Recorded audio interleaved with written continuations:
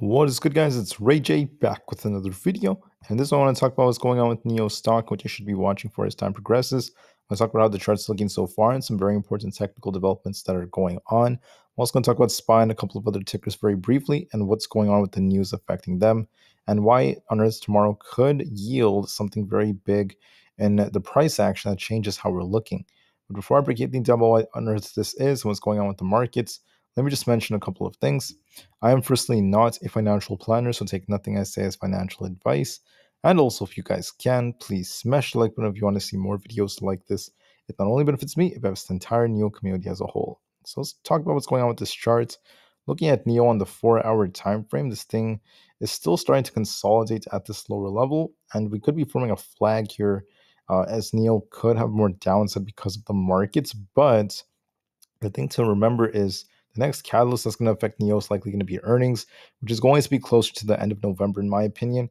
Then we have deliveries coming out for the month of November and early December. Right now, you have like an inverse head and shoulders like pattern that's starting to develop. So you might see NIO try to base around this $7 area very soon before this thing bounces and start filling these gaps. But for the market, I want to talk about how the market could affect NIO in just a couple of minutes. Let's first talk about some earnings coming out. So as you guys know, we have a nice holiday that's coming up. We have very few earnings on Wednesday, Thursday, and Friday. Thanksgiving is going to be on Thursday. It's going to be very important for the US as a whole. So we'll be watching to see what happens approaching that. But for now, don't forget that for Monday, we have Zoom announcing its earnings, just a couple of others. For Tuesday, we have Kohl's and Nvda. And then that's pretty much it. That's going to be like significant. Nvidia is going to be the biggest one for the week, and there's not really anything else coming up for like Wednesday, Thursday, and Friday. And then besides that, I think NIO has it the week after. That's what these reports are saying. And NIO may have its Q3 earnings before the market basically opens on Thursday, the 30th of November. This, however, is still unconfirmed. So we'll just have to wait and see if we could get some kind of confirmation or something. To add on to this, I just want to mention that there's lots of investors talking about NIO's overall performance. The stock is continuing to drop, but it's worth noting that the long-term future has not changed. We're looking at how Zacks is out now looking at the evaluations of the change of their projections, and things are still looking quite decent in their eyes. And they're mentioning that moving forward with NIO, although NIO's earnings are not expected to be the strongest, they've mentioned that the consensus estimate is actually a 29.8% increase from what NIO is expected to report a year ago. So over the longer term, there still is once again some improvements being made. They also praised NIO for giving us a very good audit history. So they're anticipating that their earnings growth is arguably going to be superior for the company's financial health because of their revenue. They also mentioned that there could be surprises coming to the company. And they said that whether or not NIO is going to continue with its growth could depend on other factors. But they found that, once again, NIO may outperform the broader market for the near term. So they found some good news for earnings. They mentioned that earnings could be decent and we could see a beat for NIO. They mentioned the long term is also bright because of its history. But for the short term, watch for some more volatility. They mentioned it's been underperforming for the short term. So we'll be watching to see how that goes. Moving forward with the different things affecting the markets, we have the 3 and 6 month bill auctions coming out for Monday. For Tuesday, we have existing home sales and the FOMC minutes that could cause some volatility. And for Wednesday, we have a couple of other things like initial jobless claims. Thursday is Thanksgiving, so there's nothing coming out for Thursday. And then Friday, we have PMI. It's a very short week. It's only going to be 4 days, basically, and it shouldn't be too long. And we'll see what happens with all these different things coming out. Now let's talk about NIO, and let's talk about the market and some other important factors. Looking at NIO, we have a double bottom-like formation as it tries to develop right here, and this could be looking like an inverse head and shoulders. Once again, guys, I think that NIO might just kind of stay range-bound and be very boring for the upcoming week, but I think that things will become more exciting the week after. NIO might remain very flat and within this range between the very low 7s and around 7.6, going back and forth as time goes on. On the daily chart, we're likely going to see NIO remain very flat. The daily is looking like it's losing some momentum right now, but it's very flat. I mean, what's good about NIO is historically, and you can see for the last few months, this $7 area is tight support. So I think it's going to hold. I think that in order for us to get a breakout, we have to wait for earnings and also see how deliveries look. In my opinion, I think the downside is going to be limited I think that NIO has a lot of gaps to fill on the upside, so I'm still very bullish for the longer term.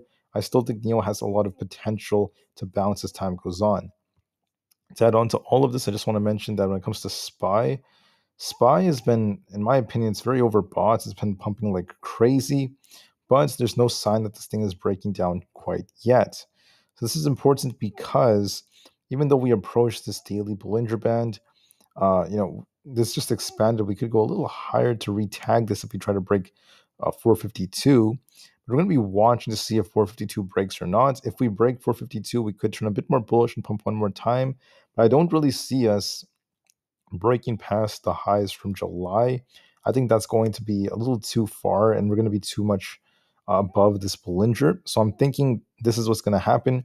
Either this thing is forming a top and we're going to get a very healthy pullback soon, or it pumps a little bit more, just a bit more, and then this top is going to form very close to July top right here at like 457, and then we reject and come back down to fill some of these gaps.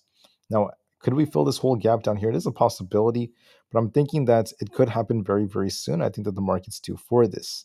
Now, if I just hide the Bollinger Band right over here, you'll notice that, especially when looking at the hourly time frame, you're going to be noticing that we're still sandwiched between support and resistance.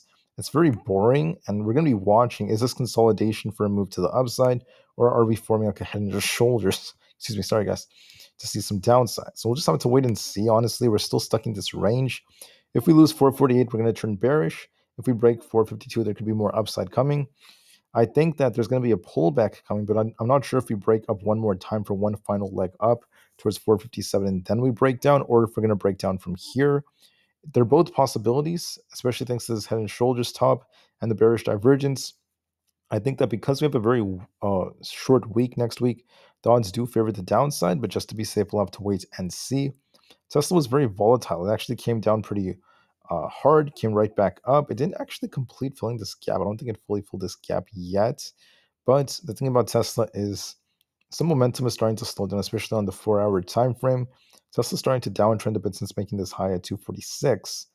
And if this is forming kind of like an inverse cup and handle, there's going to be risk of more downside, which could be just another buying opportunity before Tesla's big event. If the market starts slowing down, we could see this affect Tesla. It all depends on what we see from SPY. Right now, there's still some like buyers trying to defend it, so we'll see if we pop and drop moving forward. For just a couple of others like the QQQ, I just wanted to call out that the triple Q, it's very flat right now, but it's looking a little weaker, especially on the RSI. And this, once again, if we lose 382, that's when I would turn more bearish. As of right now, we're still holding it, but we're just consolidating. So we'll see which way it breaks. Nvidia pumped a little bit. We were talking about this thing getting close to 500. We actually had 497 came just short. And we cooled off a little bit. So we'll be watching to see if Nvidia makes a very big move approaching its earnings. We'll see if this thing launches the markets higher or not. If this thing just trades flats, then it could be very ironic because most people are going to be expecting a big move. So we'll be watching that as it has earnings on Tuesday. And that's pretty much it for now. Apple's also kind of flat. The market's just super flat. It's like a pancake, not really doing much. So we'll just have to see if this thing loses 188. As of right now, we're holding up. So that being said, guys, I mean, as far as NIO goes, I think NIO might just perform a little poorly, just temporarily, and just consolidate a bit more in this $7 area between 7 and 7.5. It's going to be kind of boring for the next few days, but I think that there could be upside coming either after earnings or after their deliveries. We'll just have to wait and see. But with that said, guys, we'll watch these different levels and see how it goes. I thank all of you so much for listening. And for the time being, I think NIO might just trade sideways in a very boring manner for now before we get some nice upside later on going into December. All right, so that's my view of NIO. Thank you all so much for listening. I hope this video was helpful, and I'll see you guys in the next one. Thank you, and peace out.